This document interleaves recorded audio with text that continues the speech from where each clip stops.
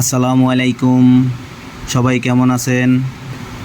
আশা করি আল্লাহর রহমতে আপনারা সবাই ভালো আছেন এবং সুস্থ আছেন।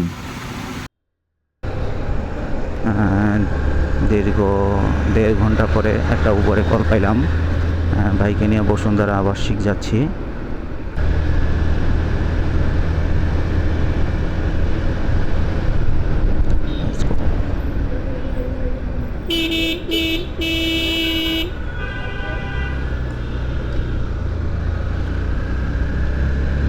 এটা হলে মিরপুর স্টেডিয়াম।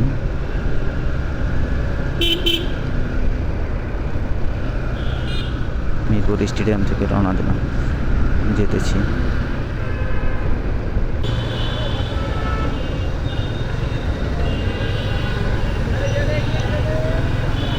আজকে আবার এই জায়গাটা খুলে দিয়েছে, এতদিন বন্ধ ছিল, আজকে এই জায়গাটা খুলে দেওয়ার মানে কি বুঝতেছি না।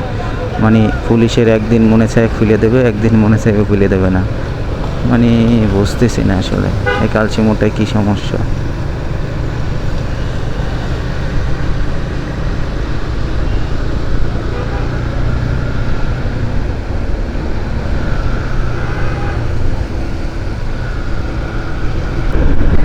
দমনা ফিউচার পার্ক।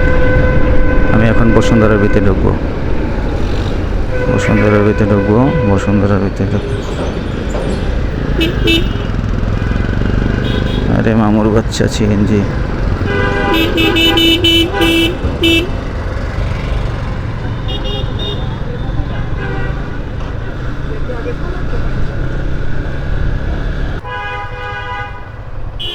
এটা কি বসুন্ধরার অফিস? আচ্ছা,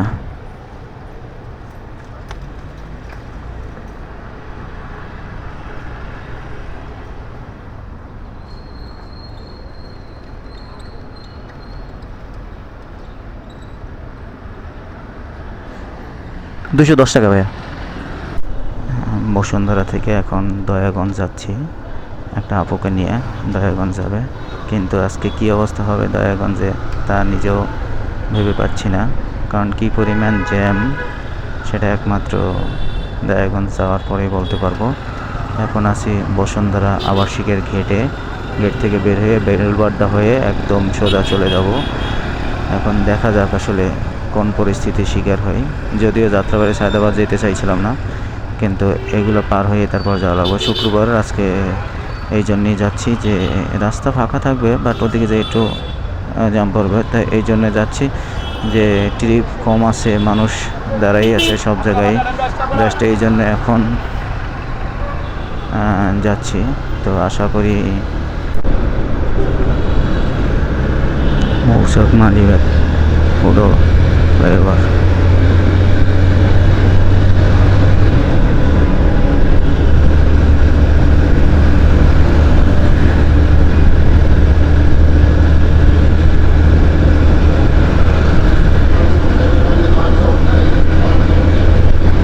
হয়ে যাচ্ছি, কী করছি নিজেও জানি না। দয়াগঞ্জ, দয়াগঞ্জ যেতে হবে কোন দিক দিয়ে, কোন দিক দিয়ে রাস্তা ফাঁকা, যেদিক দিয়ে যেদিক দিয়ে 3 কিলো জায়গা আছে। আর যদি আল্লাহ দিলে যদি জ্যাম ছাড়া যাইতে পারি তাহলে তো আলহামদুলিল্লাহ, কারণ এখন পর্যন্ত জ্যাম পাই নাই। অলরেডি মোটামুটি ভালোই এসে পড়ছি, আরামবাগের কাছাকাছি আসছি। আরামবাগ থেকে কতটুকু জ্যাম পড়বে কি আশায় জানি না, বাট আরামবাগ পার হওয়ার পরে বোঝা যাবে।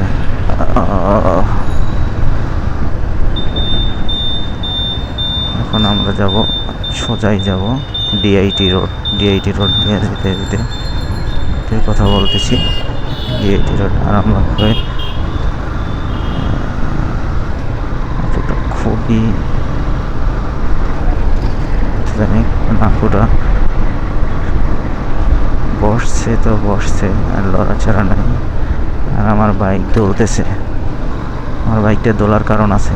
আপু একটু পিছে সরে বসছে, পিছে সরে বসার কারণে আমার বাইকটা অতিরিক্ত মাত্রা দোলতেছে, জোরে টান দিতে পারতেছি না।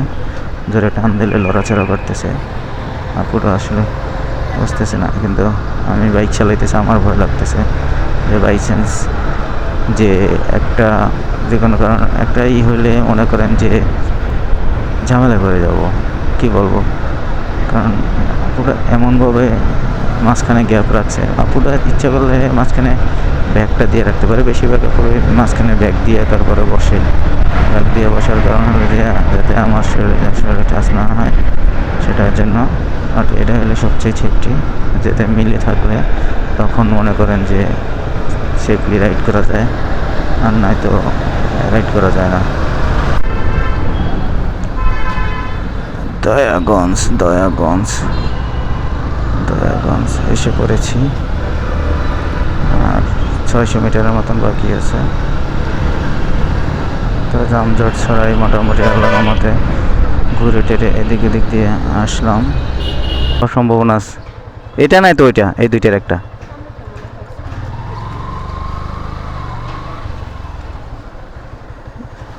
বাসা নাম্বারও তো লেখা নাই, মানে এত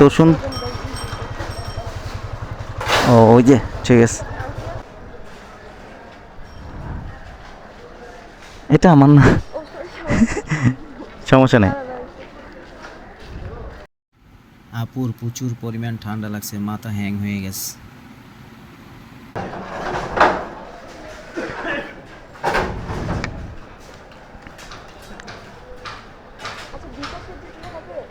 হ্যাঁ বিকাশে দিলে হবে, সমস্যা নেই।